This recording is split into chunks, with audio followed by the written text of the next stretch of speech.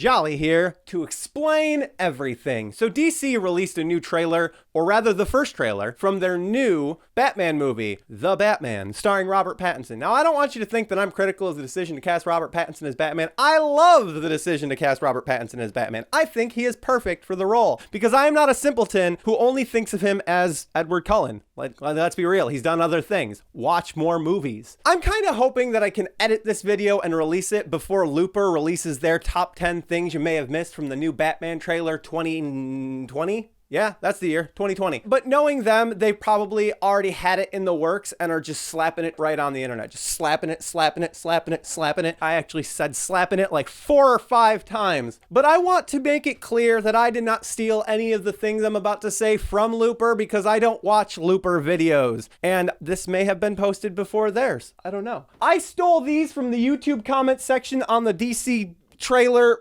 fair and square, okay? So let's begin on some odd number of things you might have missed, aka the Batman's new suit explained.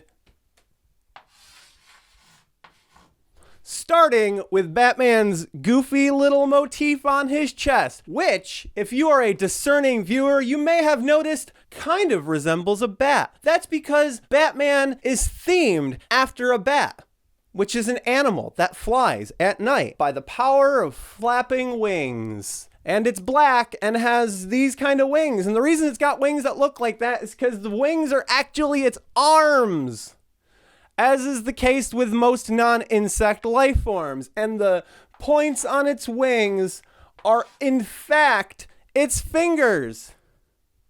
So it's going like this. This is what a bat's doing when it's flying, and that's why it looks the way it does, and that's why the thing on Batman's chest looks like a bat. Because he's Batman.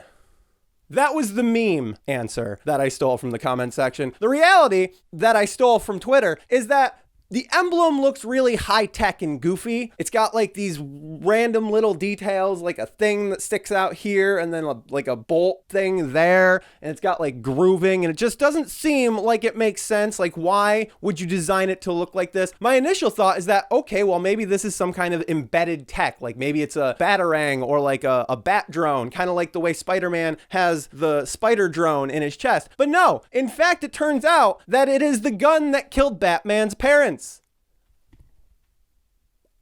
Okay, cool. And that was taken from the comic books, apparently. So it's not just some random thing that the movie makers were like, this would be cool, let's do this. No, they were like, wow, that's a random little detail that nobody who reads the comic books is going to remember. Let's use that so that they can't criticize us for not staying true to the source material that's been altered like 37 friggin' times.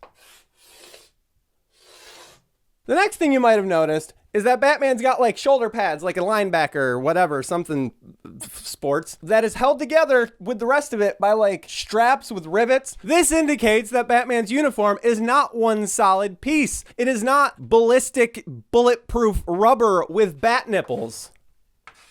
It is modular, and it is designed to cover the vital organs, but allow him to still have freedom of movement. That means that this Batman is going to be acrobatic, not like some lumbering bodybuilder who can't move and just lets criminals shoot bullets at him because what's he gonna do? I like that, because that means the fight scenes are gonna be cool. They're not just gonna be Batman walking up to someone, shooting him, and goes to boom, bam, bam, right in his face, or just throwing a batarang and letting that do the work. Batman is going to be dynamic, just like the name of his partnership with an adolescent circus performer would suggest.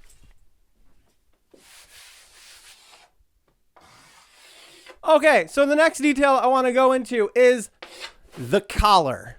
The rather high collar on Pattinson, reminiscent perhaps of Dracula's collar. Is this going to be a vampire Batman? Also precedented in the comic books, albeit an Elseworlds comic where Batman battles Dracula and then gets turned into a vampire and subsequently fights crime as a flying vampire Batman. I kind of hope so, because that'd be friggin' cool, but I highly doubt they're going to go that route. But still, it is a interesting design choice. In the previous installment of Batman, his armors often had like a collar type of thing, but it was an armored collar that kind of was there to protect his neck from bullets and knives and stuff. This is just his cape, but granted, the cape could be somehow knife-proof or bulletproof armor that's flexible and flails in the wind.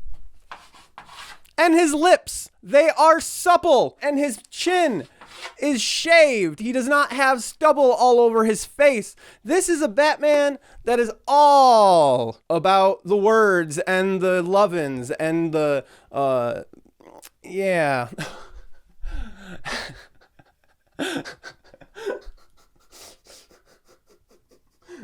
This is not an old, depressed Batman who has given up on self-care. This is a Batman who still shaves.